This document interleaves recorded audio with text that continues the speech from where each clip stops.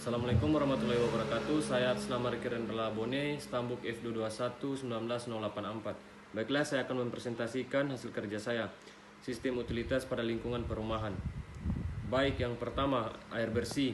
Sumber air pada lingkungan perumahan saya adalah sumur suntik yang menggunakan pompa air. Airnya tidak ditampung pada bak penampungan, karena pada daerah ini tidak dapat ditampung karena air yang mengandung kadar besi yang terlalu tinggi dan yang terlarut di dalam air. Baik, yang poin kedua yaitu air kotor. Air kotor adalah pengolahan air limbah sesuai ketentuan dan persyaratan teknis yang diatur dalam peraturan yang berlaku, terutama mengenai cara perencanaan umum jaringan air. Jaringan air limbah lingkungan perumahan di pertokoan.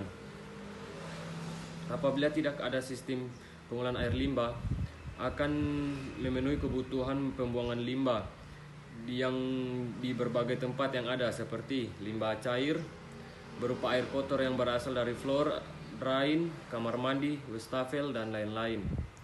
Limbah padat yang berasal dari kloset atau kamar mandi atau air hujan. Baik, saya akan menjelaskan itu untuk kepentingan kawasan perumahan yang lebih luas dalam upaya mengurangi genangan air, khususnya di daerah yang tidak menyerap. Disediakan kolam retensi yang berfungsi menyimpan dan meresapkan air ke dalam tanah. Pembuatan kolam retensi dan sumur resapan dapat dilihat pada standar teknis yang ada. Baik, poin yang ketiga itu pengolahan sampah. Pengolahan sampah pada permukiman yang memiliki kepadatan penduduk yang masih sangat tinggi. Sampah itu dikumpul pada tempat sampah yang kecil yang ada di dapur dan tidak memisahkan sampah organik dan anorganik, yang kemudian dikumpulkan di depan rumah yang berbentuk bak besar, dan kemudian truk sampah mengangkut pada tiap hari. Makin padat penduduk suatu pemukiman atau kota dengan segala aktivitasnya, sampah tidak dapat lagi diselesaikan di tempat. Sampah harus dibawa keluar dari lingkungan atau hunian lainnya. Permasalahannya, sampah semakin perlu bentuk dikelola secara profesional. Baiklah, poin yang keempat, instalasi listrik atau lampu stop kontak. Sumber listrik pada bangunan ini berasal dari jaringan listrik PLN. Rumah ini memiliki beberapa fasilitas yang membutuhkan daya listrik seperti lampu, stop kontak, AC, pompa air, dan lain-lainnya. Stop kontak, AC, pompa air, dan lain-lainnya.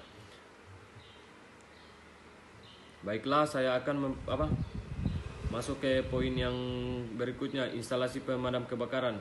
Di rumah ini tidak ada memiliki instalasi pemadam kebakaran. Baik, poin yang saya akan jelaskan berikutnya yaitu saran air bersih. Sebaiknya menggunakan air PDAM karena dapat mengurangi terbentuknya rongga besar pada perut bumi, dan air PDAM lebih bersih dan jernih dibandingkan sumur suntik atau sumur biasa yang digunakan. Pengeluaran per bulan pun dapat dikontrol. Baik, poin yang kedua pada saran yaitu air kotor. Air kotor sebaliknya, sapi tank diletakkan di luar bangunan dan menggunakan bukaan pada atasnya, seperti umumnya yang dilakukan oleh orang lain. Agar jika sapi tank penuh dapat disedot, dan untuk air hujannya sebaiknya dibuatkan parit agar air hujan dapat diarahkan ke drainase. Baiklah,